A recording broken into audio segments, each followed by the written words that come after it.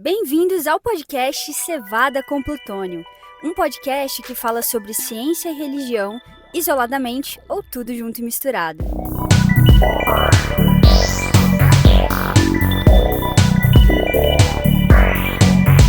Olá, tudo bem com você?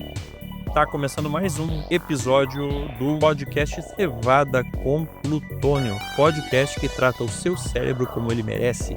Agora no nosso episódio de número 43, já caminhando aí para os 50 e depois 10 mil. Mais uma vez agora aqui com os nossos grandes amigos Ednardo Ferreira e Tiago Vicente, né, os nossos amigos que estão sempre conosco aqui, são hosts, são comentaristas, são apresentadores, são entrevistados aqui. É o povo do bem que está sempre fazendo esse podcast chegar aos seus ouvidos com informações que nós oramos muito para que sejam relevantes e que façam a diferença na sua vida para o bem sempre, né? Tiago, tudo bem contigo? Tudo bem, Alex. Cumprimento aí nossos ouvintes aí, Ginardo. Estamos aí mais uma quinta-feira aí. Vamos falando aí um pouco sobre as notícias que aconteceram. Maravilha, o Tiago hoje vai falar para a gente aí sobre uma notícia relacionada à área de economia, geopolítica, bem bacana. Fica conosco aí no aguardo aí que o Tiago vai estar compartilhando aí notícias notícias boas, né? Não só notícias ruins aí a gente tem no mundo, mas também notícias que merecem ser celebradas. Ednardo, tudo bem contigo aí? Seja bem-vindo mais uma vez. Graças a Deus, tudo muito bem. E vamos para mais um giro de notícia, né, porque é aquela história, quando a gente pensa que entendeu alguma coisa, vem o mundo, coloca mais 5, 10 notícias e você tá querendo ter muito chão para andar ainda. Você tem que tomar cuidado com essa história de o giro de notícias, que eu não sei se não é marca registrada aí de outro podcast que alguns de nós aqui acompanhamos também, né? Vamos chamar aí de Magazine de Notícias da Ciência. Ednardo, muito obrigado aí pela sua presença. O Ednardo vai estar trazendo aqui uns assuntos bem interessantes, né? Falando aí de uma treta que aconteceu aí nos aviões, nos céus do Brasil aí. Vai estar falando aí também dos nomes mais influentes da ciência, né, enfim, do mundo acadêmico, do mundo científico e também sobre a regulação da inteligência artificial, né? Eu estava falando para você também, trouxe duas noticiazinhas aí, falando sobre o telescópio espacial James Webb e também as suas descobertas, né, lógico, e uma notícia bombástica de que foi descoberto que outro universo é mais favorável à vida do que o nosso, né. Então fica conosco aí nesse podcast, você vai descobrir o que nós temos para falar nesses tópicos aí sensacionais. A primeira notícia que eu peguei na internet, né, assim, é super interessante, a gente cita isso, não por questão de, tem que copiar, não, a gente tem que pegar a notícia que qualquer pessoa possa ir lá e dar uma conferida, né. Então vamos lá, a primeira notícia que eu trago hoje é o seguinte, o site Metrópole Política, ele traz o seguinte título: "O plenário do Senado Federal aprovou de forma simbólica, na terça-feira do dia 10 de dezembro, o projeto de lei 2338/2023, que regulamenta a inteligência artificial no Brasil", tá. Agora o texto segue para ser apreciado na Câmara dos Deputados.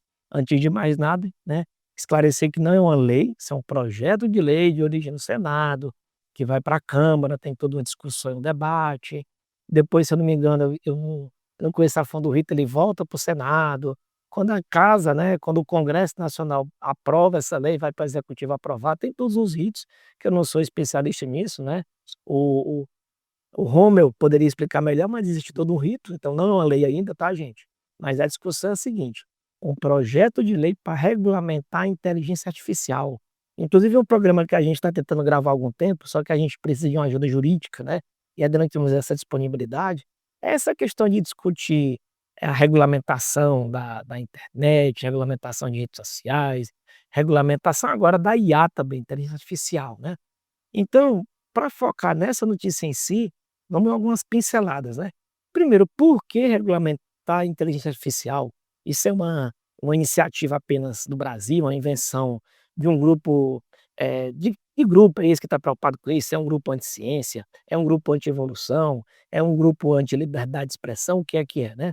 Então é o seguinte, rapidamente, inteligência artificial é um tema que todo mundo já está falando sobre isso, a gente não vai explorar tanto, Mas o fato é que no mundo inteiro, todos os países do mundo, em maior ou menor grau, já estão querendo discutir isso em algum nível. Inclusive até empresas, né?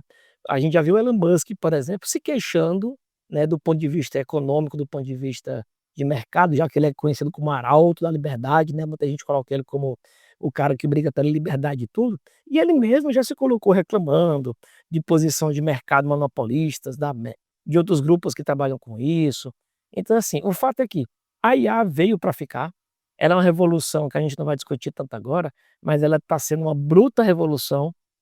Eu me arrisco a dizer, né, do alto dos meus quase 50 anos de idade, e do que eu já li de história na minha vida, eu nunca vi a tecnologia chegar tão rápido, tá. Talvez só a bomba atômica lá nos anos 40, tá. Eu não consigo lembrar alguma tecnologia que chegou tão rápido e mudou a cara do mundo tão rápida. E como eu trabalho com informática, eu não vou entrar no detalhe, gente, se você não trabalha nessa área, eu vou te falar um negócio, você não viu nada ainda, você não viu nada, sabe, tudo que você está vendo aí no seu celular, na internet, é ponta do iceberg, você não viu nada ainda, você não viu nada. Os próximos 5 anos vai ser uma evolução. Só que qual é o problema?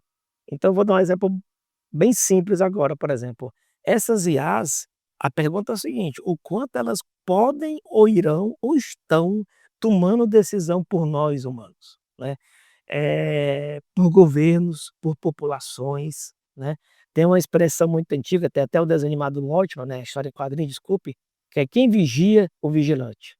Aí eu vou transformar essa frase para: quem está treinando as inteligências artificiais? Para quê? Com o quê? Como? E a verdade é que empresas, países, indivíduos, apesar de saberem do enorme potencial dessas ferramentas e todo mundo quer dominá-las, todo mundo quer usá-las, a verdade é que a gente tem que tomar cuidado para saber onde isso vai dar. E não é só no Brasil, tá, gente? Como já comentamos antes, no mundo inteiro tem gente preocupada com isso. E essa legislação, claro que a gente não tem ideia do detalhe, a gente não pegou o texto todo, ele ainda vai apanhar no Congresso, depois ele volta, vai e vem, tal. Mas, de maneira geral, ele elege que a Agência Nacional de Proteção de Dados no Brasil, essa autoridade já existe, ela vai assumir também a responsabilidade de trabalhar com algum níveis de regulamentação da IA, tá. E é isso, Alex, o que é que você tem para comentar aí também? Assim, eu acho legal a gente fazer algumas considerações, né? Porque a gente tem aí a inteligência artificial, eu acho que é essa que você se referiu, a gente precisa fazer um recorte que é a inteligência artificial generativa, né? Então, essa que eu acho que é a grande pegada, porque, por exemplo, quando eu entrei na faculdade, isso foi em 1999, ou seja, no século passado ainda, né? A primeira disciplina que eu fiz era um intensivo de inteligência artificial e redes neurais, né? Então você vê, em 1999 a academia já estudava, já tinha emprego de inteligência artificial, né? E vários modelos, eu lembro lá que a gente estudou algoritmos genéticos, né? Que é baseado na teoria da evolução, inclusive, e aí uma série de questões, mas o que realmente você falou aí que revolucionou e chutou o pau da barraca aí é a inteligência artificial generativa, né? E eu vejo, Ednar, não sei se você vai concordar comigo, que tem uma explicação, uma justificativa para essa preocupação dos governos aí em regulamentar, em colocar limites, em colocar, digamos assim, rumos, né, e regras para esse mercadão aí de inteligência artificial, porque tem algo que a gente sabe também no campo da administração, que é o seguinte: se as empresas, né, se os mercados não se autorregularem, se eles não desenvolverem uma ética própria, um sistema de conduta de autorregulação, é uma lei do universo que daqui a pouco o governo vem e regulamenta, e isso é o menos desejado, né, pelos mercados. Então, geralmente essas áreas, assim, que as pessoas estão atuando aí com inovações ou que têm um potencial de afetar de maneira muito grande aí a economia, a vida das pessoas e tal, as próprias empresas, as confederações aí já criam, regulações para evitar justamente que o governo venha e faça a regulação. Ora, basta a gente olhar para fora o que que aconteceu nos últimos anos, nos últimos pouquíssimos anos, né, para a gente ver, assim, que a vaca foi pro brejo, né.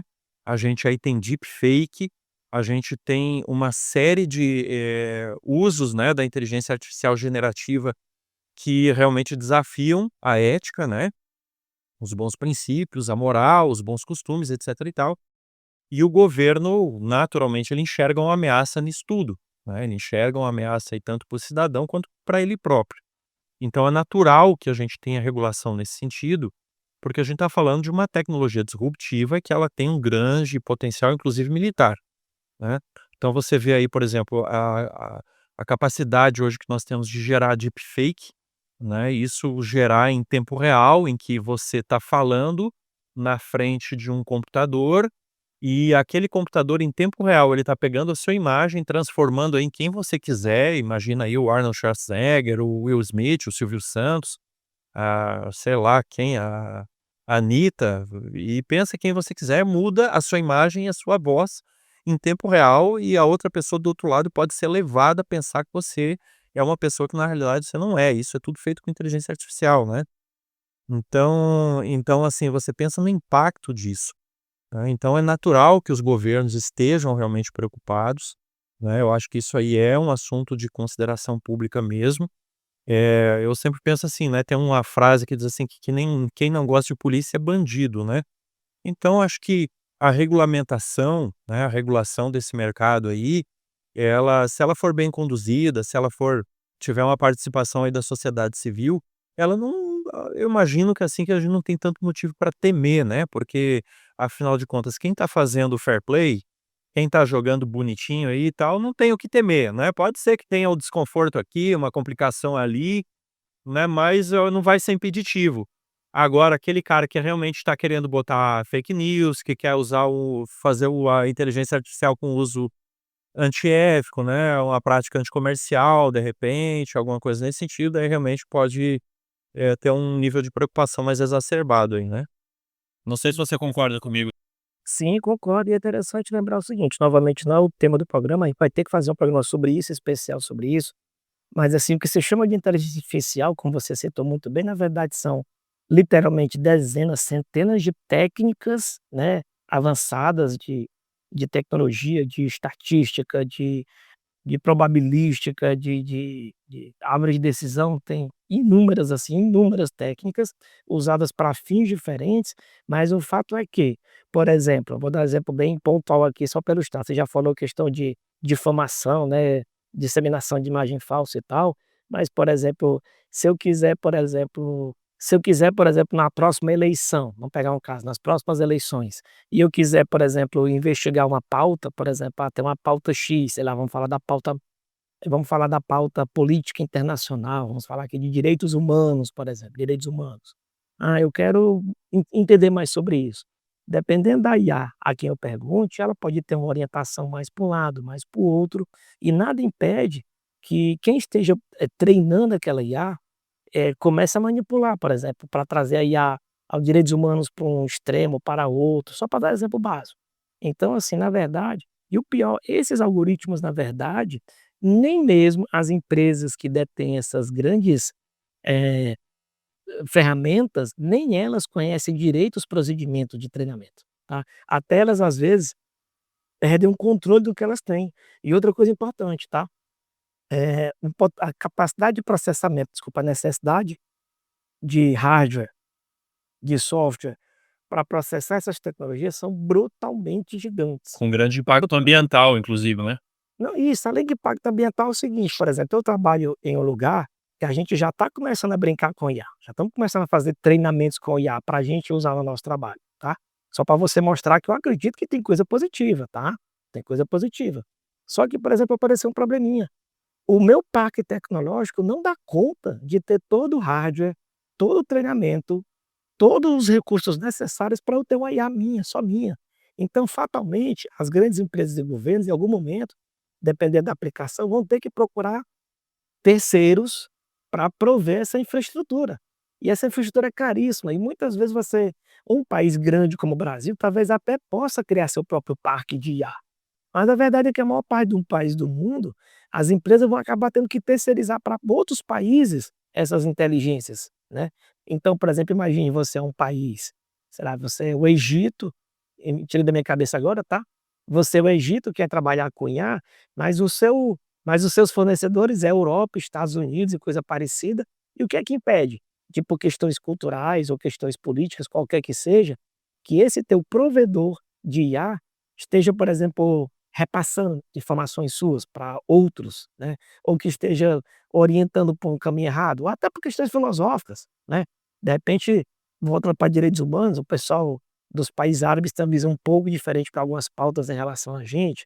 Então veja que essa questão de IA vai muito além de, liberdade de expressão, não é bem assim não, na verdade, são questões estratégicas para esses países, né. E outra coisa, essa questão de liberdade de expressão é muito relativa, porque a gente sempre pensa assim naquela nossa privação, né? O que que eu vou ser privado de fazer com a regulação da inteligência artificial? Agora você tem que pensar que essa privação para você também é uma proteção, né? Porque assim, a IA tem muitas coisas. Hoje, por exemplo, peguei uns 5 minutos ali, estava vendo um site que você compõe músicas por meio de inteligência artificial. Aí você tem lá, sei lá, uns 100 estilos musicais diferentes, né, e você escolhe e a IA vai compor uma música em cima daquele estilo e você tem a opção de ir lá e editar. Então é tudo, né, o nosso podcast aqui todo mundo já sabe que já desde o episódio 4, 5, acredito, a gente usa a nossa voz que você escuta, ela não é a nossa voz original, ela é reconstruída por IA, né, inclusive tivemos um aprimoramento agora nos últimos 3 episódios que o nosso algoritmo lá que a gente usa ele recebeu um upgrade, né. Então assim, é uma quantidade de aplicações absurdas, né, assim, o céu é o limite, né, para o uso da IA. Agora você pensa o seguinte, por exemplo, tem uns caras aí que ele queria ver lá, por exemplo, uma atriz famosa aí, né, eu queria ver uma a atriz lá sem roupa. Aí ele vai lá, só que ela não é o estilo dela, ela nunca aceitou pousar, alguma coisa assim e tal. E aí tem um serviço lá que o cara cria, né, ele pega lá, sobe uma foto lá da atriz ou um vídeo, alguma coisa assim, e essa inteligência artificial, faz, deixa a pessoa nua, né, lá e inclusive cria filmes pornôs, né, cria filmes pornôs ali de sexo explícito, aquela questão toda ali, com a pessoa que nunca aceitou tirar a roupa na frente de uma câmera, né. Então assim, você pensa: "Ah, né, que coisa, mas a liberdade de expressão", agora pensa assim, não tem nenhum impedimento para que seja sua filha, para que seja sua mulher, seja sua irmã, seja sua mãe, seja quem quer que seja, né, então você olha a complicação ética, moral, né, legal, né, que você tem aí no uso da IA, porque quando você diz assim: "Olha, eu não quero regulamentação para IA", você está dizendo assim: "Eu aceito que façam esse tipo de manipulação com a minha imagem, com a imagem das pessoas que eu amo, com a imagem daquilo que eu acredito que é justamente, nobre, aquilo que eu tenho valor, né, que eu dou valor, etc e tal". Então, assim, é uma discussão realmente acalorada, mas, assim, sendo bem opinativo aqui, eu acho realmente muito difícil que a gente tenha um futuro, eh, relacionado à inteligência artificial sem algum nível de regulação, né, seja maior, seja menor, e isso eu falo, no aspecto inclusive internacional, né, porque não adianta eu colocar uma regulação aqui no Brasil e o cara joga lá no servidor de Taiwan lá, ou da Rússia, ou onde quer que seja, e faz o que ele bem entender, né. Então essa legislação, assim como a legislação de privacidade de dados, ela está assumindo um aspecto fortemente internacional, essa legislação de IA deve seguir um caminho, na minha opinião, né, um caminho muito parecido também. Eu queria aproveitar então com mais uma notícia que tem a ver com privacidade, tem a ver com internet, que é o seguinte, a não ser que você não tenha internet, a não ser que você não tenha Instagram, Facebook, Twitter,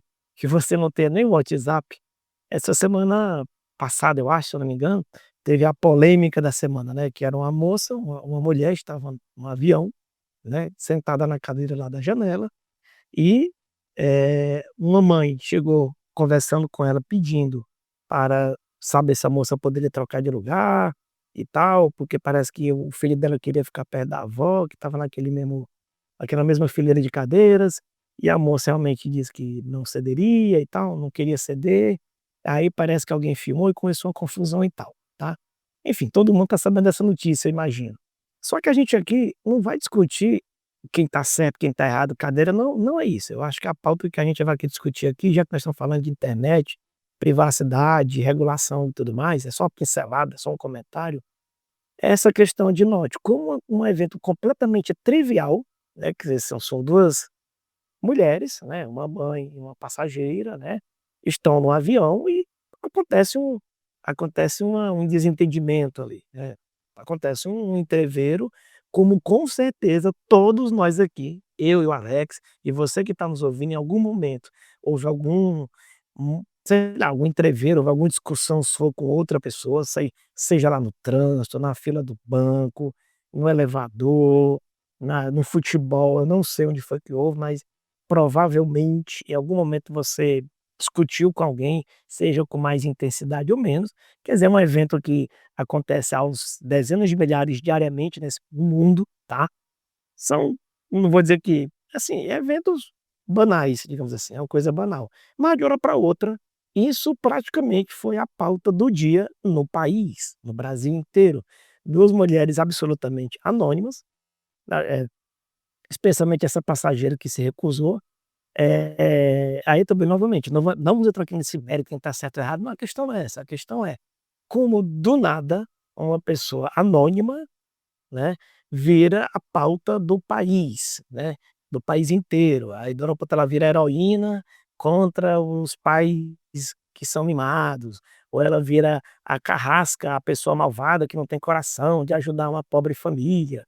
Enfim, novamente, não é o julgamento, mas como é que do nada, tá, por conta de uma terceira pessoa que, pelo que a gente andou vendo, sem autorização das 2 mulheres, né, que tiveram esse debate, essa discussão, filmou, parece que ela entrou na confusão e colocou na internet. Então veja, 2 pessoas que involuntariamente tiveram suas imagens expostas para o país inteiro, né, e durante pelo menos 2 ou 3 dias viraram a pauta do país, mais importante que guerra na Síria, mais importante que Banco Central aumentando juros, mais importante que qualquer notícia que a gente do que acordo de Mercosul, não interessa o que seja, viraram as pautas de um país, tá. E a gente tem vários pontos aqui, né, a questão da própria pessoa, né, eu peguei alguma notícia e a moça do avião depois descobriu que a conversa não foi bem como disse, ela já está falando que tem alguns dias que ela não consegue dormir bem por conta dessa ultra exposição, e claro que a exposição positiva, mas também tem a negativa, todo tipo de gente entrando na rede dela. Pra vocês terem uma ideia, ela tinha, sei lá, 1000 amigos no Instagram, no outro dia tinha 2 milhões de pessoas acompanhando, 2 milhões de pessoas, milhões, né, e enfim. Se ela aproveitar essa visibilidade aí para vender alguma marca, algum produto aí, ela consegue fazer um dinheiro bom, hein.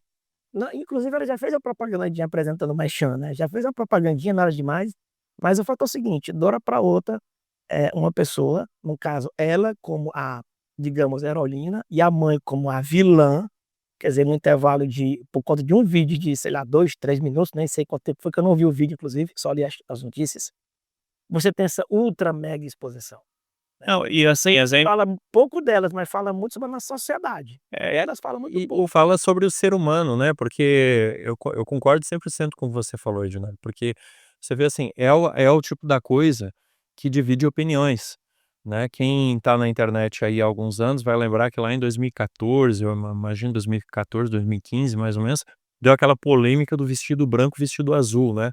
Até hoje, se eu tô levantando aqui, eu tenho certeza que vai se colocar de volta aqui, vai reacender aí para muita gente essa polêmica, aí se o vestido era azul, era branco, né. Mas é justamente é uma coisa que divide opiniões, e dividir opiniões gera um ibope. Você colocou muito bem que, né, esse assunto, ele superou muitas outras pautas, vamos chamar assim, muito mais sérias, né, de discussão, né, porque gera realmente polêmica, eu acho que envolve, uma polêmica diferentemente do vestido branco e vestido azul, envolve um conflito de valores, né, de 2 grupos de valores, então, como a gente diz lá no meu trabalho, nesse assunto aí você tem discurso para prender e discurso para soltar, né. Como você falou, se você quiser condenar a moça lá da janela, você vai ter argumentos para isso, se você quiser, e reverter e dizer que na realidade ela foi uma heroína, né, você também vai ter argumentos para isso. Mas ninguém pode tirar, foto sua ou filmar, ou foto dos seus filhos ou de quem quer que você seja responsável, né, então assim, e você também por sua vez não deve fazer isso, né, então achei assim, foi de uma imprudência tremenda lá a senhora, né, que fez a filmagem, depois ela foi pedir desculpas, né, e tal. A gente não sabe até que ponto é verdade o que ela tá falando, se ela começou a tomar pé da proporção que isso ganhou, né, no país todo. e aí ela tá tentando agora achar uma saída, a gente não sabe, não tem como saber isso, né. Espero que sejam sinceras as desculpas dela aí, mas assim, não faça isso, não faça em casa, né, crianças não façam isso em casa, não filme, não divulgue, não compartilhe, porque a partir do momento que você filmou, tá no seu celular, mesmo que você não passou para ninguém, isso é tratamento de dados, tá. Tratamento de dados, você está sujeito às penalidades lá, da LGPD. É claro que a LGPD é destinada aí para pessoa jurídica em relação à pessoa física e tal, mas tem outros dispositivos legais aí que, te impedem de fazer isso também, né. Mas, realmente essa polêmica toda, né, Ednardo, isso aí mostra, o como uma coisa que é muito íntima, né, muito privada, ela pode ganhar o mundo, literalmente, aí sem exagero, né. E assim, depois que você mandou um arquivo, mandou a informação para fora do seu equipamento, seja um celular, um tablet, um smartwatch aí, um computador, qualquer coisa. Rapaz, depois que você mandou para fora do seu equipamento, ganhou o mundo, não é mais seu. Não é mais seu, você nunca mais consegue ter um controle acima disso aí, né, porque você nunca sabe onde é que ficou gravado, onde é que tem um backup, onde é que tem um log, né, em algum servidor, onde é que tinha um cara aí com um sniffer de rede pegando esses dados aí, copiando numa máquina, que isso acontece com muito mais frequência que você imagina, né, mas assim, muito, muito, muito cuidado nessa era digital aí. Imagem é patrimônio, é um asset muito importante. A gente falou de IA no primeiro bloco. Lembrando o seguinte, se você for na internet agora, tem todo tipo de barraco, não se engane, tem centenas de barracos. Provavelmente pessoas discutindo por alguma razão na internet tem centenas. Eu garanto que todo dia são publicados dezenas ou centenas de vídeos assim. Mas por que que esse bombou, tá? Bombou porque tem um monte de algoritmo que está monitorando literalmente a cada segundo tudo quanto é vídeo que consegue ter reação muito rápida, tá certo? E esse vídeo bombou mais do que outros, porque eu tenho certeza que naquela semana não foi o único barraco que teve. Tenho certeza que teve centenas de outras confusões, talvez até mais sérias, mais complexas do que essa, talvez mais polêmicas. Mas por que é que essa bombou? Porque tem um monte de algoritmo que está medindo tudo, tá? E ele vai apresentar na sua linha do tempo aquela notícia porque, de alguma razão, ou ela está bombando no país inteiro, foi o caso, praticamente todos os meios jornalísticos publicaram essa notícia, tá? Ou porque ele te conhece e sabe que você gosta daquilo, tá? Então é só para vocês darem um exemplo, que do mesmo jeito que isso foi uma coisa, digamos, banal, note, banal para mim, mas para essas mulheres envolvidas, aquilo ali vai mudar a vida delas, tá? Não se enganem. A vida dessas mulheres e dessa criança mudou por conta disso, tá bom? Então esse é o tipo de exemplo que a gente vê como as redes sociais, elas se retroalimentam, porque nós que consumimos elas, a gente apresenta para elas o que é que a gente deseja ver, tá certo? E e elas também sabem o que é que tende a bombar, a ficar em evidência, porque rede social vive de engajamento, tá? Se fazer doação de sangue engajar, não se engane, vai aparecer propaganda de doação de sangue a cada 1 minuto na sua timeline, mas isso não engaja, o que engaja geralmente é barra confusão. Então isso fala muito sobre a sociedade que realmente quer a bagunça, Que é a quer o atrito, treta, né. quer a treta do momento, tá. E do outro lado também mostra como funcionam esses mecanismos, porque novamente, confusão por confusão tem um monte na internet. Eu queria dar só uma pincelada de experiência pessoal minha, como isso pode apavorar uma pessoa, tá. A moça lá da janela, eu acho que é Jennifer o nome dela, ela falou ontem ou foi anteontem que tá dias sem conseguir dormir por conta dessa confusão. E tem gente que acha que é exagero não, então eu vou contar uma historinha minha bem boba. 3 anos atrás, ou foi 4 anos atrás, eu publiquei no meu Facebook uma piada, não lembro nem qual era a piada, mas era uma piada muito boba, uma piada bem família, uma piada muito é uma piada que eu até brinco, eu poderia contar na igreja, tá, eu poderia contar num culto, dentro de uma mensagem, não teria problema nenhum, era uma piada engraçada e que não ofendia ninguém, uma piada bem tranquila, não lembro qual era. Só que quando eu publiquei no meu Facebook, não lembro porquê, aquela publicação estava pública para qualquer pessoa, não apenas aos meus contatos, que geralmente eu deixo fechado, mas estava público para todo mundo. E em um intervalo de 2 dias eu recebi centenas de curtidas e centenas de comentários. Pessoas que eu nunca tinha visto na minha vida comentando a piada que eu tinha colocado no meu Facebook. E olha só, todos os comentários, todos os que eu li, centenas, eram todos positivos, era a pessoa: "Puxa, que legal, que piada boa, legal, gostei". nenhum comentário era negativo, tá, deixando bem claro. Eram todos comentários positivos. Mas eu confesso para você que eu fiquei apavorado E eu com concordo aquilo. contigo, tá, Ednardo? Quem acha assim que vai mudar a vida das pessoas que é um exagero, deixa eu falar uma coisa pra você aqui, tá? Eu vou falar e vai dar um gatilho e vai despertar uma coisa na sua cabeça aí. Para a nossa alegria, tá? Outra coisa, caneta azul, entendeu? O Ednardo aí falou de um exemplo positivo, mas se fosse um exemplo negativo, se ele colocasse ali sem querer uma videocacetada dele aí que, né, ganha o mundo. Então, realmente é um negócio extremamente complicado. E eu queria deixar só a passagem bíblica, que é para a gente também ter a nossa. Tem várias sobre isso, tá? Mas eu queria deixar essa aqui, que é o seguinte: Êxodo 23, verso 1. Ninguém faça declarações falsas, nem seja cúmplice do ímpio, sendo-lhe mau testemunho, testemunha mal intencionada. É muito importante frisar o seguinte, gente: quando você replica uma notícia que você sabe que pode machucar pessoas, que você nem confere a fonte, mesmo que seja verdade, aquele mal que uma determinada pessoa fez, eu não estou falando desse vídeo não, tá, estou falando de qualquer coisa. Se você passa para frente, ou você incentiva o consumo de um conteúdo que você não sabe se é verdadeiro, e mesmo que seja, é uma coisa que não vai edificar as pessoas que estão naquilo ali, sinto muito, você está sendo uma testemunha mal intencionada, tá. Se você divulga, por exemplo: "Ah, vou divulgar essa foto, esse videozinho", exemplo, né, dessa passageira para todo mundo: "Olha como a mulher não sabe criar filho", aquela coisa toda, sinto muito.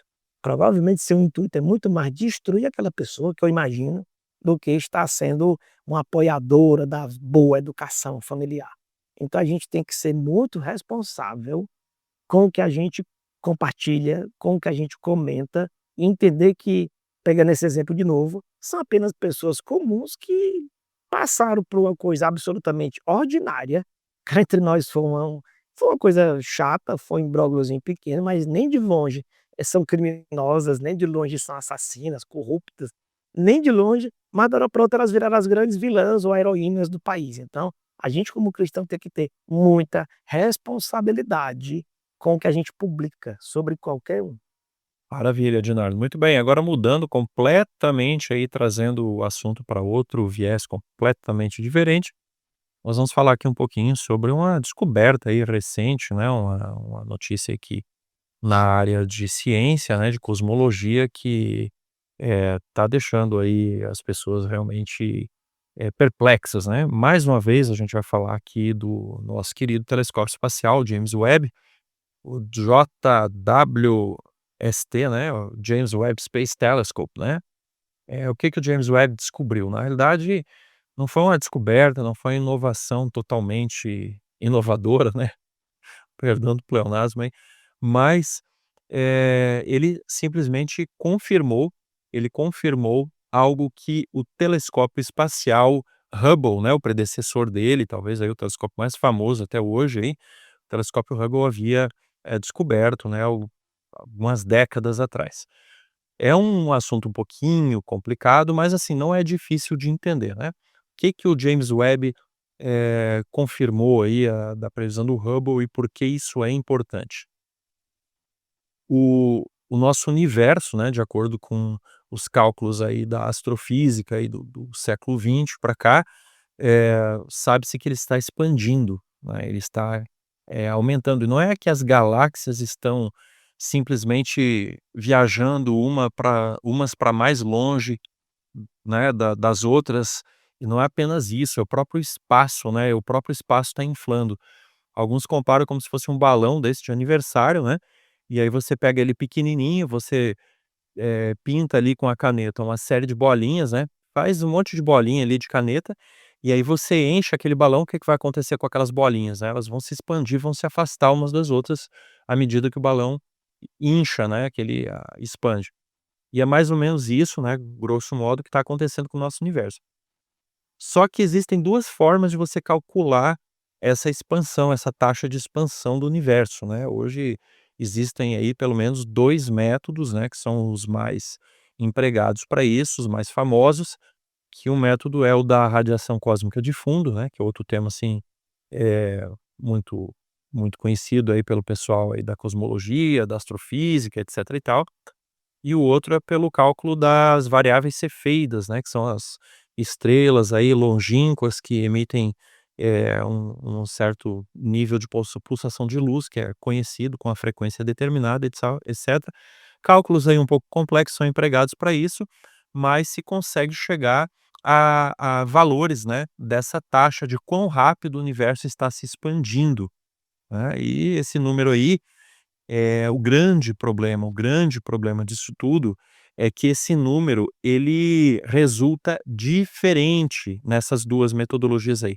Quando você calcula usando as cefeidas e quando você calcula usando a radiação cósmica de fundo, esse número é diferente. Então, por exemplo, a gente chama a gente chama aí essa diferença entre esses valores, né, da tensão de Hubble, não do telescópio espacial Hubble, mas do astrônomo, né, que deu o nome ao Hubble, né, essa tensão de Hubble aí. Então, um desses valores, ele é de 67,4 quilômetros por segundo por megaparsec, né, agora eu falei igual do Guerra nas Estrelas, então antes de você achar que é do Guerra nas Estrelas, um parsec ele é aproximadamente 2,26 anos-luz, tá certo? Então esse é o valor, 67,4 com a margem de erro de 0,5, né, ou seja, ele pode chegar aí a 67,9, né, ou então 66,9, tá certo? Então, essa é a margem de erro. Agora quando você usa a outra metodologia, né, você chega a uma velocidade de 73,5 com a margem de erro de 1,4. Aí você pensa assim, ó, de 67 para 73 não é tanta coisa assim, e de fato não é tanta coisa assim, mas mesmo assim é uma diferença muito grande, né, para níveis de ciência. Principalmente pelo fato de que essas diferenças elas ficam mais afastadas do que a margem de erro, não é? Então, assim, isso dá um certo entendimento para os cientistas que realmente existe uma diferença nessa medição da velocidade de expansão do universo. E qual que é o problema disso, né? Ora, o problema é que as contas não fecham daí, com isso, né. Uma das coisas mais fundamentais, mais básicas do nosso universo, a gente não sabe por que que esse resultado não dá certo. A gente já falou outro dia aí da matéria escura, né, da energia escura, etc e tal. Agora você pensa assim, que esse é um outro ponto também que as contas não fecham no nosso universo. E existia, né, uma possibilidade de que o Hubble tivesse medido lá atrás, né, errado, né, que tivesse uma margem de erro, porque era uma tecnologia mais antiga, era um telescópio que ele né, que opera na luz visível e tal, e agora o James Webb ele opera em faixa de infravermelho e tal, e ele é um telescópio muito mais sensível, e ele tem uma precisão muito maior. Então, assim, existia alguma esperança de que pudesse atribuir essa diferença lá para um erro de medição, né. E agora que o James Webb praticamente derrubou por completo, é que isso seja realmente um erro de medição. Não é um erro de medição, não é um erro de cálculo. Realmente, quando você olha para o universo sob uma perspectiva, ele dá um valor. Quando você olha para o universo sob outra perspectiva, ele dá outro valor. É como se o balão que você estivesse enchendo ali, o balão de borracha, ele inchasse mais rápido e outro um pouco mais devagar. Mas o universo é o mesmo, né, e as contas não estão fechando. Então, por que que esse assunto aí está dando um alvoroço aí na comunidade científica, né? Porque com essa confirmação do James Webb, vai ser necessário efetivamente repensar a nossa física. Vai ser necessário repensar aquilo que a gente sabe do universo. Então hoje os cientistas estão tendo uma certeza muito maior de que nós temos lacunas de conhecimento do nosso próprio universo. Mais uma questão que não tem resposta por enquanto, né, e aí com certeza aí muitos milhões de dólares estão sendo investidos aí para buscar a resposta para isso. Pode parecer uma tolice, mas isso aí tem uma implicação muito grande, inclusive para a forma como a gente vive aqui na Terra, né. Uma vez que se a gente conhece as leis fundamentais do universo, a gente consegue, com certeza, trazer ganhos aqui para nós terráqueos, né, seja na forma de expansão do conhecimento, até de aplicações práticas também que derivam aí desses conhecimentos, tá. Mas assim, em síntese, né, temos uma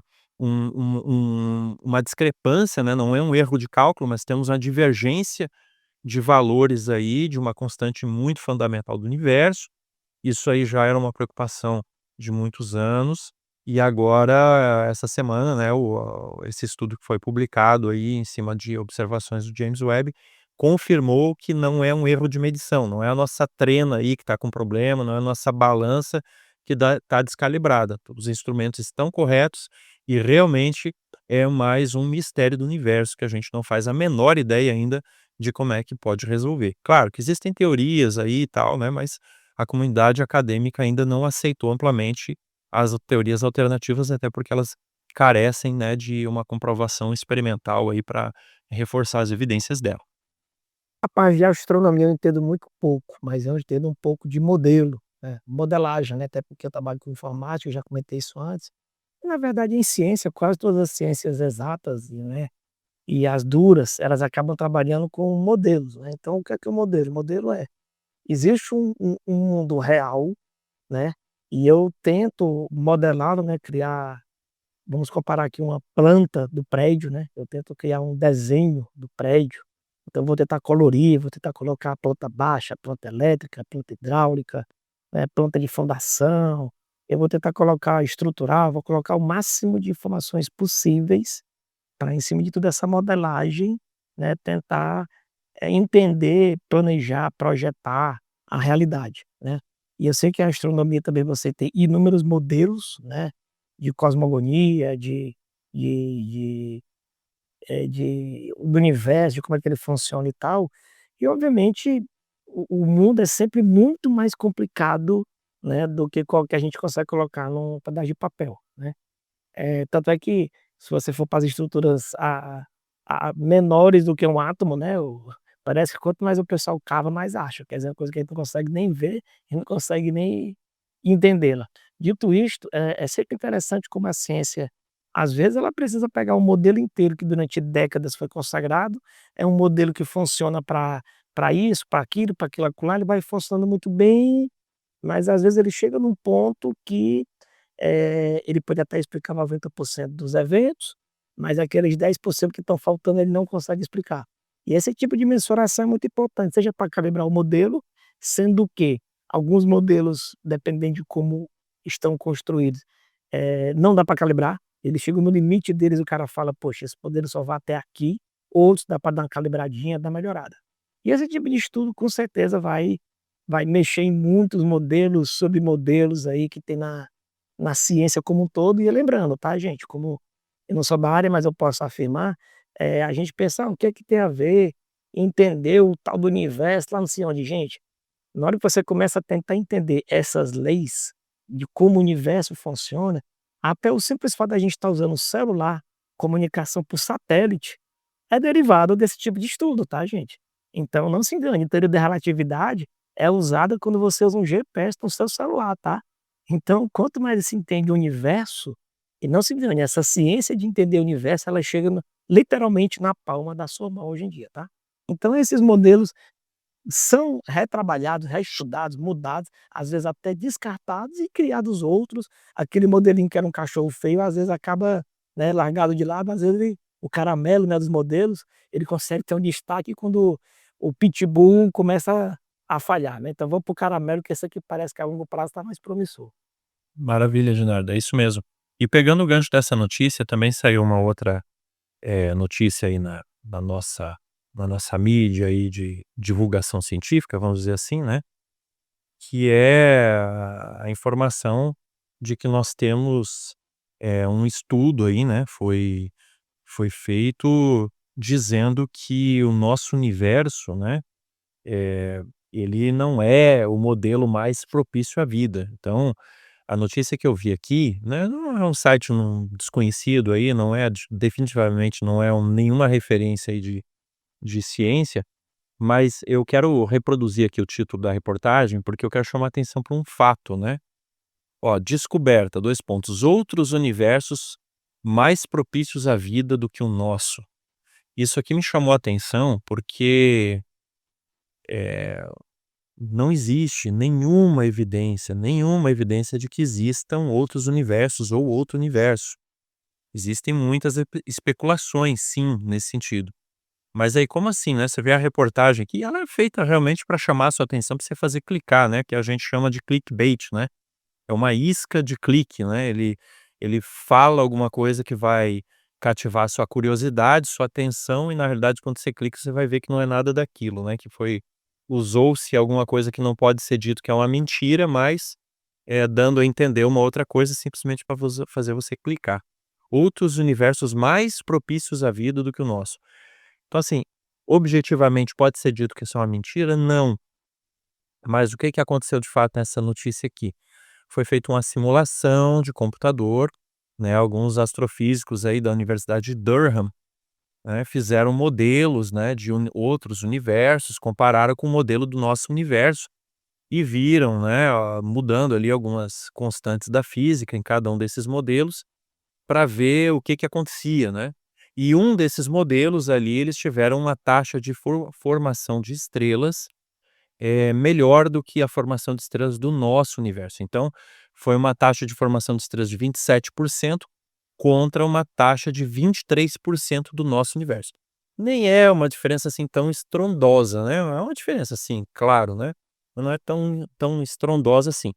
Agora o que chama a atenção é o seguinte: esses universos eles só existem no computador desses caras que fizeram essa simulação, né? Então, você tem essa simulação ali, e outra coisa, como o Ednardo colocou muito bem agora há poucos minutos atrás, o modelo ele é uma simplificação da realidade. Nunca um modelo ele vai ser tão complexo ou mais complexo quanto o objeto, né, no qual ele se propõe a modelar. Então, senão ele perde a função, inclusive, de ser um modelo, né? Perde, inclusive, a lógica para isso. Então, o que que acontece? Isso é uma tentativa, tá? Me parece uma tentativa de transportar o argumento do relojoeiro cego, né? Conforme disse Richard Dawkins lá no seu famoso livro homônimo lá de 1986, para o aspecto cosmológico, né? Por quê? Porque tem um problema sério. Hoje nós temos dezenas, centenas de leis da física, tanto do macrocosmo quanto do microcosmo, que tornam extremamente improvável, né, que o nosso universo simplesmente tenha evoluído sem propósito algum e que seja capaz de abrigar e sustentar a vida, não é? Então isso é uma pedra no sapato do ateísmo, assim, de uma maneira muito grande, muito clara, né? Porque você pode dar explicações, você pode criar teorias, pode criar argumentos, mas o fato é que nós temos centenas de leis da física extremamente ajustadas para que exista vida. Algumas dessas leis, um desvio nessas forças, né, de menos de 1% ou muito menores do que 1%, já tornaria completamente impossível para o nosso universo que a gente tivesse vida nele. Então isso aí a gente chama de ajuste fino, né, o ajuste fino do universo. Fica muito claro quando você examina o universo, que você vê que ele tem todas as evidências de que ele foi finamente construído para que a vida pudesse existir nele, né? Eu não estou falando aqui de planeta Terra, estou falando de universo mesmo, o próprio universo, as leis da física, como o espaço, o tempo, né, o átomo, os fenômenos quânticos, como tudo isso funciona. E tem um ajuste muito fino. Então, quando você faz uma simulação dessa e diz que tem um outro modelo de universo que seria melhor, isso pode cair como uma luva para aquelas pessoas que querem atestar por todos as causas aí de que não tem nada de especial no nosso universo, que isso aqui é um modelo natural que aconteceu por acaso, certo? Que convém muito aí a uma visão filosófica. Só que a grande questão é a seguinte: como a gente acabou de comentar, a gente nem sequer conhece o nosso próprio universo. Nós temos aí muitas incógnitas, nós temos muitas coisas que nós desconhecemos. Outro programa que falamos sobre a matéria escura, a energia escura, né? Hoje falamos aqui sobre a tensão de Hubble, ou seja, estamos trazendo aqui, se você acompanha nosso podcast, você sabe que você é uma pessoa mais consciente que 99,9% da população, né? Porque a população é levada a acreditar que a ciência tem todas as respostas, e a gente está mostrando aqui que a ciência não tem as respostas, às vezes, para as questões mais fundamentais da vida e do universo, né. Então, se a gente não consegue, em síntese, né, se a gente não consegue nem explicar o nosso próprio universo, quiçá eu pegar um computador, que é uma ferramenta extremamente limitada para essa complexidade que nós temos, né, você vai rodar um modelo, sim, que ele tem seu valor, ele é um modelo que não pode ser descartado, né, mas é um modelo que ele é uma simplificação muito grande da realidade, e aí você chega a uma conclusão, né, que um determinado modelo gerou mais estrelas do que nós temos no nosso universo. Aí a pergunta que não quer calar é: quais são as consequências disso, né? As positivas e as negativas. Será que com mais estrelas teríamos mais, então isso necessariamente significaria mais planetas? Significaria mais planetas em zonas habitáveis, né, com todas as condições para o surgimento da vida, né, se é que ela pode surgir de fato, né, que nós acreditamos que não, que a vida ela precisa ser criada, né, mas, isso não resultaria, quem sabe, em mais buracos negros, em um universo mais violento, né, quais os impactos nas demais leis da física? Nada disso foi explicado, né. Então muito provável, isso que aparentemente é um defeito do nosso universo, pode se mostrar na realidade uma grande proteção do nosso universo, né. Como já acontece na biologia há muito tempo, né, os críticos aí, a teoria do relojoeiro cego, né, fala que nós temos aí defeitos, né, no nosso organismo, que o nosso organismo poderia ser melhor aprimorado, que tem um nervo que passa não sei por onde e faz o caminho mais longo, poderia ser um caminho mais curto, e que são a prova de que a gente não foi projetado coisa nenhuma, que a gente é um acidente, né. Só que uma análise mais cuidadosa nos anos subsequentes mostrou que esses aparentes defeitos, eles têm sim uma razão de ser, e se fosse do jeito mais otimizado, como propuseram aí os críticos inicialmente, nós teríamos uma condição para deformidade ou até o próprio impedimento da vida, né. A retina é virada do lado avesso e tal, e aí ela não capta tanta luz quanto ela poderia captar, e aí quando você vai estudar, você vai ver que é necessário que ela seja assim, porque esse é o jeito melhor de garantir o funcionamento perfeito e por longo tempo, né, do nosso olho, da nossa visão. Então podemos esperar, né, que essa simulação aí vai ser usada como argumento para dizer que o nosso universo não é especial, que a gente, por acaso, aqui surgiu aí, né, de uma simples, justaposição de fatores do acaso, né. E podemos esperar também que muito em breve vão surgir, com certeza, estudos mostrando que, essa proposta inicial aí ela, se mostra bastante limitada, né. Isso aí eu tenho essa expectativa, vamos aguardar as cenas aí, os próximos capítulos dessa série aí. Mas Ednardo, então aí falando de ciência, falando de tecnologia, parece que a gente tem aí um ranking, né, os 10 cientistas mais influentes aí do mundo, né, isso aí foi no ano de 2024, 2023, como é que foi isso, né, em que pesa aí a ciência realmente está influenciando a vida das pessoas, o nosso dia a dia? Bem, a gente no mundo que a gente fala de influencer, parêntese, tá interessante que essa semana eu fui ver, era os 10 maiores influencers do Brasil, eram as 10 pessoas que tinham Instagram com mais seguidores. Eu literalmente só conhecia um deles, os outros 9 eu nunca tinha ouvido falar na minha vida, e esse que eu conhecia era o tal do Cazé, é porque de vez em quando eu vejo futebol e ele apresenta futebol. Quer dizer, para bem ou para mal, é uma pessoa que entrega algum produto. Os outros áudios não tinha notícia nenhuma de quem eram essas pessoas. Nada, nada. Não sei o que elas fazem, nunca ouvi falar na minha vida e tem milhões de pessoas acompanhando. Mas dessa vez nós vamos falar de 10 influencers no bom sentido da ciência. No site G1, a matéria é do dia 9 de dezembro, tá? É assim o título: 10 pessoas que fizeram a diferença na ciência em 2024, segundo a Nature. Primeiro que essa revista Nature é talvez a mais famosa, talvez não a principal, mas a mais famosa revista de ciência do mundo. Provavelmente, se não for a mais famosa, tem as 3 mais famosas. Então ela elegeu 10 pessoas, né, da área acadêmica, científica, que fizeram diferença para a ciência, tá.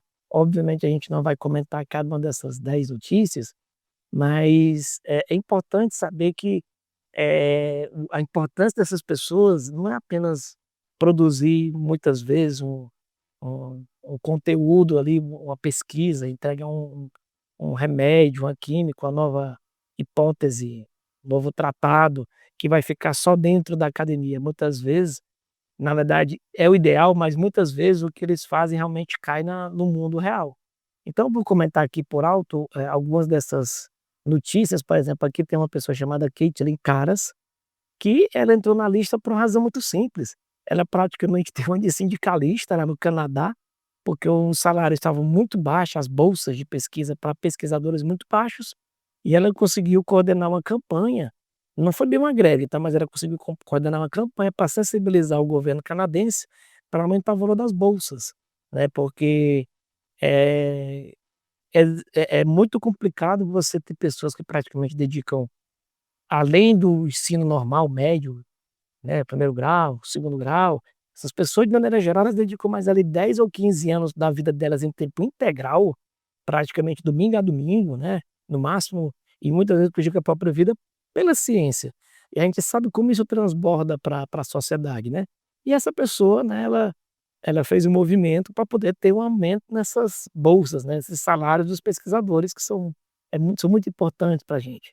Eu vou pegar outra pessoa aqui, tá, que é o Li Xunlai, que é né, que é da China e ele fez pesquisas na Lua, pesquisas geológicas com material que veio da Lua, tá bom. A gente também tem outra pesquisadora que eu achei bem interessante, tá, que é a Ana Abalkina, os nomes são complicados aqui, tá, gente, que ela é praticamente uma caçadora de fraude científica, tá. Ela se destacou por caçar pesquisas onde havia um plágio ou fábrica de artigo acadêmico. Para quem não sabe, tá, gente, geralmente um artigo acadêmico é o padrão, isso é o normal, ele só pode ser publicado quando tem outras pessoas que, verificam aquele conteúdo, não basta eu querer publicar uma notícia nas principais revistas acadêmicas. Alguém tem que fazer a revisão, tá, para saber se aquele artigo realmente é verdadeiro, tá bom. E a gente tem o que a gente chama de publicações, a E gente se tem e aí ele segue o rigor do método científico, né. Se ele for frágil ali na forma que ele foi conduzido, a pesquisa, etcétera e tal, ele não passa no processo e ele não pode ser publicado. e assim como o jogador de futebol só fica famoso se fizer gol, o cientista só fica famoso ou importante na sua área se ele publicar, tá. E ele nã Então é e muito ele não vai publicar também se fazendo a analogia que você trouxe aí, é um atleta também que usa doping também ele tá eliminado da competição, né. Isso, então o que acontece? Ela fez essa pesquisa, ela se destacou por caçar títulos e materiais falsos, fraudulentos ou de pesquisas mal feitas. Isso é muito importante para o meio acadêmico, porque muitas vezes prejudica outras pesquisas, outras iniciativas. Por exemplo, às vezes o cientista quer pesquisar, por exemplo, uma cura para o câncer, por exemplo, determinada técnica para curar o câncer, e uma publicação dessa falsa pode levá-lo para um caminho errado, ou pode até desmotivá-lo, porque o cara pensa: "Poxa, essa técnica já foi desenvolvida, vou para outra agora", ou ele pode dar insumos errados. Então, na verdade, a fake news dentro da ciência também existe, tá. Isso não é uma coisa de isso não é uma coisa de apenas de pessoas mal intencionadas na política ou na economia, tá, ou na fofoca. Na ciência também tem gente que produz fake news, e essa pessoa, e me chamou muita atenção, ela se destacou por ser uma caça mentiroso, digamos assim, né. E o enfim, eu não vou ler as 10, eu li essas 3 aqui só para dar um destaque, tá certo? Mas, por exemplo, então vejam, a ciência ela pode sim e tem que transbordar, né, tá, no meio acadêmico, e essas pessoas se destacaram por fortalecer a ciência, seja por valorizar o pesquisador, seja o bom pesquisador, seja por punir o mau pesquisador, né, o mentiroso, ou seja por trazer novos conhecimentos para isso. Então, é importante que a gente realmente, bata palma para essas pessoas, tá, não é questão de vaidade, eh, até porque eu não sou uma delas, com certeza eu não sou uma delas, tá, mas é importante a gente colocar as pessoas que merecem destaque em suas áreas em evidência, porque o mundo está precisando sim também de boas influências. Então essa matéria me chama a atenção, pra realmente valorizar pessoas que de uma maneira ou de outra, ajudaram o ambiente acadêmico. Maravilha, muito bem. Tiago, Um artigo aqui um artigo não, né, uma reportagem que nós temos aqui, é a questão do já conhecido aí o acordo Mercosul-União Europeia. Já é um acordo que vem das suas negociações há mais de 20 anos, né, começaram as negociações em 1999. Em 2019, durante o governo aqui do Jair Bolsonaro, foi anunciado, né, que o acordo estava pronto. Retomaram as negociações em 2023, né, depois da posse do Lula. E agora, né, 6 de dezembro de 2024, durante a cúpula do Mercosul, tem lá aquela Ursula von der Leyen, não sei nem como pronuncia o nome dela. Von der Leyen. Von der Leyen, então é isso mesmo. Veio em Montevidéu e anunciaram aí a conclusão das negociações do acordo. Então é uma vitória, né, a gente acredita que é uma vitória aí pro Mercosul, há muitos benefícios para o Mercosul, muitos benefícios para a União Europeia, apesar de que na União Europeia esse acordo ele não é uma alegria para a maioria das pessoas, né, não sei quantos aí acompanham, mas, Bélgica, França e alguns outros países tiveram até, eh algumas greves, né, principalmente na parte dos agricultores, né, já que esse acordo ele trará muitos benefícios para a União Europeia em relação a carros, peças automotivas, chocolates, vinhos, produtos farmacêuticos, produtos de vestuário, mas ele também traz benefícios, que é um problema ruim para esses agricultores da Europa, porque ele beneficia muito os setores agrícolas do Mercosul. As implicações e benefícios aqui para o Brasil é que esse acordo pode adicionar até 125 bilhões de dólares ao PIB brasileiro nos próximos 15 anos.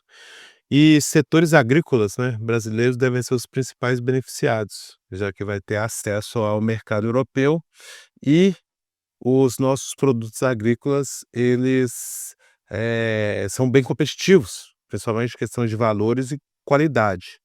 Então ainda tem muita coisa para rolar, né, ainda existem, né, a questão da aprovação parlamentar, né, que o texto agora, vai ser ratificado pelo Parlamento Europeu e pelos legislativos de cada país membro da União Europeia. Sendo que alguns detalhes desse acordo, os países podem acatar ou não, mas o principal, que é o econômico, se ele for aprovado, ele vira uma obrigação para todos os países da União Europeia. Então agora é esperar, ver como é que vai acontecer as coisas. Ainda para você que é classe média aí, talvez aí não vai ser no mês que vem aí que talvez você tenha o seu primeiro BMW, né, o seu primeiro Mercedes, mas é esperado que nos próximos, já em 6 meses, 1 ano, a gente já consiga ter uma noção de como é que essa área, né, de livre, esse acordo, né, do Mercosul Europeu vai se desenrolar. Você falou aí, Thiago, de Mercedes, né? Eu até me deu uma saudade quando eu tinha 16 anos, eu dirigia o Mercedes do meu pai, né? É o Mercedes 1113 lá na Serra de Caxias, carregado de saco lá, para fazer, para levar para as indústrias lá, né? Esse Mercedes aí eu conhecia bem, né? Tenho certeza que muitos outros aí também são pilotos de Mercedes aí, né? Quem não sabe, o 1113 aí é o caminhão Mercedes, né? Os bem antigos, inclusive. Mas, brincadeiras à parte, Thiago, eu acho que é uma conquista, sim, para o país, né, a gente teve um imbróglio, acho que todo mundo acompanhou um boicote aí da França, né, que tentou emperrar as negociações. A agricultura da França, não só da França, mas da Europa toda, se sente muito ameaçada pela agricultura brasileira, né, tanto pela qualidade quanto pela quantidade, né, a produtividade que a gente tem, e isso se traduz em preços muito mais baixos, né, então isso realmente assusta eles. Agora, vale lembrar que nem de longe a agricultura é o principal item de exportação ou da economia da França, né, então a gente está falando de uma core competence nossa do Brasil, é o nosso carro-chefe hoje, praticamente, a agricultura no nosso país, né, então assim, a gente está afetando uma pequena parcela dos europeus, não vamos desprezar, né, os europeus lá que estão numa situação um pouco mais delicada, mas eu acredito que, o impacto disso seja muito menor, né, do que uma sanção, por exemplo, ao Brasil, né, a gente acompanhou aquela polêmica toda ali com o Carrefour, com a carne brasileira, aquela questão toda, né, e o Brasil se posicionou, assim, de maneira muito veemente, até que por fim eles se retrataram, né, eles tiveram que rever a postura deles, porque viram que o Brasil ia dar um boicote em nível mundial aí no fornecimento aí de carne para a rede Carrefour, né, que estava se posicionando contra esse acordo, etc e tal. Então, não é fácil firmar esses acordos, né. Hoje a União Europeia é o segundo principal parceiro comercial do Brasil, hoje no mundo, né. É uma população aí de quase 800 milhões de pessoas, somados aí o Cone Sul com a União Europeia, né, o Mercosul como um todo, que já não é mais só o Cone, né, mas o mercado inteiro. Então é uma população não desprezível, a gente está falando aí, como você falou muito bem, Thiago, né, de um mercado muito rico, de um mercado, eh, e a gente pensa assim: "Ah, a gente vai abrir as portas para exportação, ótimo", mas a importação também é bem-vinda, né, não é interesse nosso a gente, porque pagar imposto, né, e encarecer o nosso produto é ruim, porque isso encarece a nossa cadeia produtiva.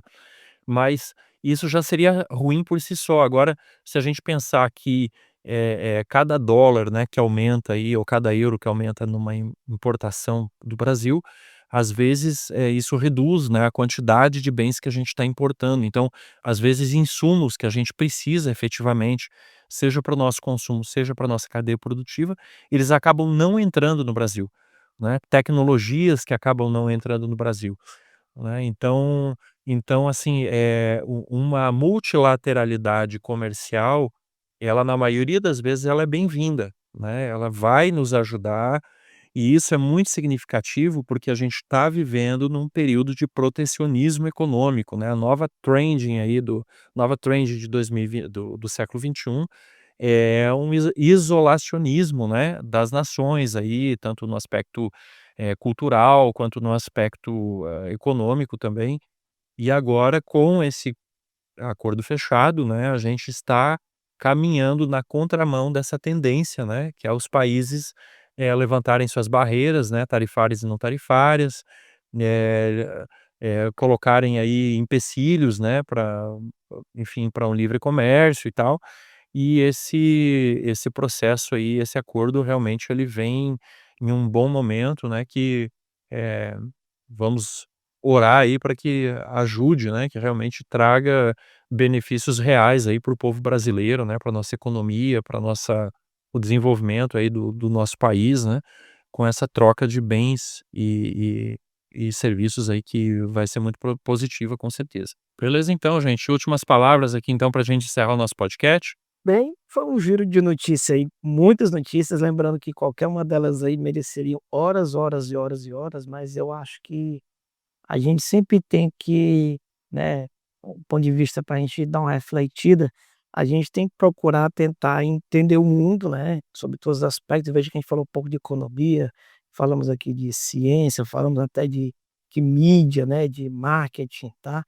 Mas é isso, eu acho que a gente tem que sempre procurar ter um olhar mais crítico possível sobre todas as notícias, o que tem aqui por trás, e o nosso papel é de edificação, né. Eu acho que a gente tem que olhar para tudo isso e perguntar no que é que o evangelho pode chegar aqui, onde é que a verdade tem que ser, né, colocada. A gente tem que tomar, especialmente pensando naquelas questões de mídia, como a gente falou no começo, né, procurar ir olhar além da manchete, e especialmente quando for qualquer notícia que desabone pessoas, né, que claro que se você sabe de uma notícia perigosa, um golpe, uma coisa realmente complicada, é até um dever seu avisar outras pessoas. Mas especialmente quando fala da honra de pessoas, da vida de pessoas, né, e do que acontece por aí, não se engane, tem muita manipulação do que a gente escuta, do que a gente vê, do que a gente lê. Os algoritmos estão aí pela treta, não se engane, treta engaja, então quando você vê qualquer coisa que puxa pra treta, entenda que provavelmente alguém está tocando fogo naquela notícia, e a gente tem que ter aquela postura, acima de tudo, de procurarmos sermos edificadores, né. Então mesmo que a pessoa tenha cometido erro, a minha pergunta é: o que eu vou escrever, o que eu vou falar, o que eu vou comentar, vai ajudar as pessoas a procurar a verdade e vai ajudar as pessoas a resgatá-la do pecado, do erro, ou vai só afundá-la, né. Então, é isso, assim, o comentário mais que eu tenho sobre a notícia de hoje é isso, que a gente tem que ter muita postura, tá, procurar se despir de mágoas, de preconceitos, de guerras ideológicas, culturais, que a gente pode estar envolvido, e procurar realmente ser mais flexível. E eu vou até me arriscar a falar, a gente tem que procurar ser também um pouco minimamente otimista com o que a gente está vendo, tá, procurar ver o copo cheio, né. Show, Thiago. É isso que o Ednardo falou até é importante, porque assim, eu tiro algumas coisinhas dessas notícias nossas aqui, é que apesar de terem vários temas, uma coisa que eu vejo é até a questão da modelagem, né. Nós vivemos em questões de modelos. A gente pega aquilo que a gente conhece e a gente tenta traçar o mundo com essa visão. Então, até bem naquela questão da astronomia, né, cria-se os modelos, né, o modelo do computador, ele pega os dados que ele tem daquilo que ele conhece e considera que aquilo é o padrão para tudo, né, vão existir coisas que a gente não conhece. A questão até do acordo do Mercosul, né, as pessoas pegam aquilo que a gente conhece e a gente tenta modelar para aquilo ser bom. Igual o Alex falou, a gente torce para que esse acordo seja benéfico, para o Brasil, que seja benéfico também pra União Europeia, né, a gente tem que acho que uma coisa que já foi aprendido nessas questões de comércio exterior é que se uma coisa só é boa para um lado, essa coisa vai acabar, né, aquilo que mantém é aquilo que é bom para todos os lados. E o que nós também devemos, trazer, nisso que o Edinardo falou, né, de entender o mundo que a gente, vive e qual que é o nosso objetivo, eu até estava escutando algumas coisas sobre o jiu-jitsu, né, até trazendo uma coisa aí bem diferente. Eu lembro que uma das técnicas do jiu-jitsu é que quando alguém estiver te empurrando, você puxa, e quando a pessoa estiver puxando, você empurra. Nós tentamos entendermos o mundo, porque o nosso objetivo é alcançar as pessoas para Deus. Quando nós falamos em tentar, entender o mundo, é na verdade tentar buscar aquilo que as pessoas estão buscando, porque nós temos algo que também possa preencher ele. Então que nós possamos trabalhar também os nossos modelos nas nossas formas de interagir com as pessoas. E principalmente de nós sempre buscarmos aprendermos mais, acho que é uma coisa que eu sempre vou falar aqui para vocês, é que a ciência verdadeira ela não é contra a Bíblia, né, na verdade ela é um complemento da Bíblia. Sensacional. Obrigado, Thiago e Dinardo. Prazer aqui estar com vocês hoje de novo. Obrigado você também que nos escutou, né? Esse é o podcast Cevada com Plutônio. A gente tem uma missão de trazer aqui conhecimentos tanto do mundo da ciência, do mundo da tecnologia, né? As ciências em todos os seus ramos. Não trabalhamos aqui só com a ciência das origens, trabalhamos aqui com, enfim, qualquer ciência aqui, educação, saúde, administração, né, direito, todas essas áreas aqui são muito bem-vindas, né? Se você gostou do nosso podcast, aí não esquece de deixar o seu like, deixar o coraçãozinho aí, inscrever no canal, compartilha com as pessoas aí que, enfim, que você tem contato, que você acha que pode se beneficiar desse conteúdo, assim você vai ajudando a gente a crescer no nosso canal, no nosso podcast, né? Deixa o seu comentário também, se você tem alguma informação a mais, você gostaria de compartilhar, se você descobriu alguma coisa aí que possa também ser útil, né, para a gente abordar no nosso podcast, você pode colocar aí nos comentários. Peça, né, peça os seus conteúdos, tire suas dúvidas. Se você tem alguma pergunta que você gostaria que um cientista respondesse para você, manda para a gente, deixa aí nos comentários. A gente vai atrás. Hoje nós temos aí um movimento aí com mais de 260 pesquisadores, né, em todas as áreas do conhecimento, e com certeza alguém tem alguma coisa para falar, se não a resposta, pelo menos alguma consideração aí para auxiliar na sua dúvida. Faça a sua pergunta, né. Nós vamos aí estar, buscando essas informações, vamos estar trazendo para você.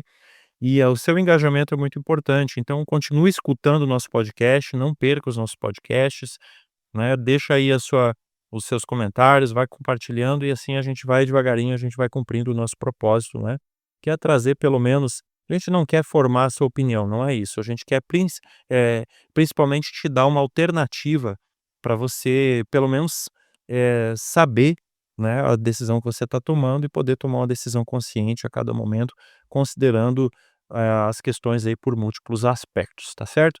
Obrigado então, Ednardo, Thiago, mais uma vez, né, e você que nos escutou, a gente se encontra quinta-feira que vem, 17 horas, no podcast, você já sabe, né? Cevada com Plutônio. Um grande abraço, fica com Deus aí e até lá. Tchau, tchau.